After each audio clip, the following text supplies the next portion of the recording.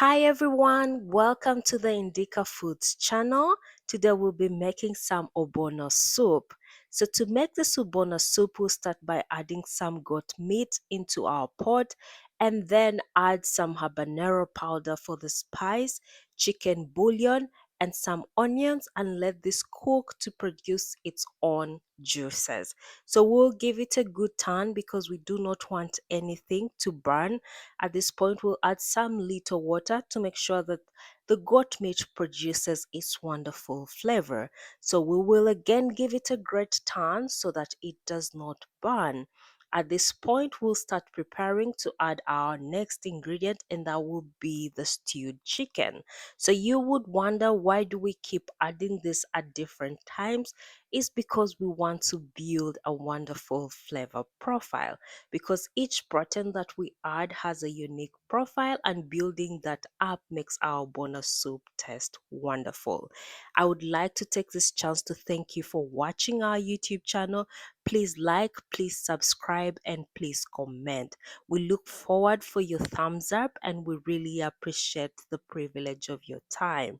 Now that the goat meat and the chicken have boiled and released some flavors, we'll go ahead and add some goat tripe. This has a unique flavor, as you know, so it's just building up on the complex flavors that we've been building up to this time. So we'll make sure that this cooks well and releases its wonderful flavors, and we'll just make sure that nothing burns. Add water if you want to add water too, but I think at this point we have great water and it should not be burning, so we'll just add more water to make sure that all the chicken boils and softens at this point. So now we'll start preparing for the next ingredients. So we start with palm oil, add some obono, add some habanero pepper and some crayfish, and give it a great mix because we want to start preparing our obono soup. This is a unique way of doing it because it gives time for the obono to absorb all the flavors. Now, once we've given it a great mix, we'll just go ahead and put this on top of the cooking protein to also make sure that the obono absorbs the flavor. Once again, thank you so much for watching. Please like, please subscribe, and please share our videos. So now the obono is ready. We'll just remove this and add a little water because the water reduced, and then we'll start the process of making the obono soup. So once the water has boiled and everything tastes nice, we'll go ahead and add some cow leg. This was boiled much earlier and it was spiced. So we added some habanero pepper, some onions, and some small bouillon and let it cook because it usually takes longer to cook. So we'll make sure that that flavor also integrates in the flavor profile that we've been building up. And we'll also add some dry fish and stockfish to give it that wonderful flavor. Stockfish is a blessing to Nigerian cooking, and it always just adds the flavor to everything that you make. So now that it has boiled, we'll go ahead and give it a good turn. At this point, you can feel free to add some water depending on how thick you want your obono to be.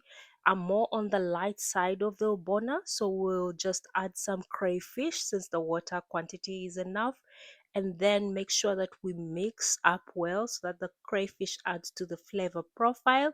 And then we'll just go ahead and simmer it for a few minutes before going ahead to add our obono soup that we've made. This has absorbed flavors from the steaming it on top of the protein a few minutes earlier. So we just go ahead and mix it up and make sure again it integrates with all the flavors that we have been building up. So we will give it a great mix at this point and just let it release every flavor that it can give us. So once again, I would like to take this chance to thank you for watching our YouTube video. Please like, please subscribe, please comment, please give us a thumbs up. We really appreciate the privilege of your time. Now that this is cooking, we just let it simmer and release all flavors. So this is the outcome of about 5 minutes of simmering on the fire. You can also reduce the fire this time to make it low because it's thick. You do not want it to burn. So once we give it a great mix, we'll go ahead and start preparing our next ingredient that we'll be using to finish up our cooking of the Obgono soup. So at this point, we will add our bitter leaf, which has been washed in hot water, and we'll just add it to garnish our Obgono soup. Once again, thank you so much for the privilege of your time. Thank you for watching our video. We really appreciate it. Please give it a thumbs up. Please like, comment, and subscribe. So now that we've added the Obgono soup, we'll let it simmer on low heat for about 5 minutes. You do not want your Obgono soup to burn at this point because it will spoil the flavor profile that you have been building up. So we'll give it a good mix on low heat. And if you can test it now to make sure that all the flavors are matching up, you can adjust the seasoning at this time. But I feel like our seasoning is great, so there will be no need to add anything at this point except serve our Obgono soup. So thank you for watching. This is the outcome of our product. We really appreciate the privilege of your time. Let us know in the comment section if this is how you cook your Obgono soup, or will you be trying out for the first time. Thank you.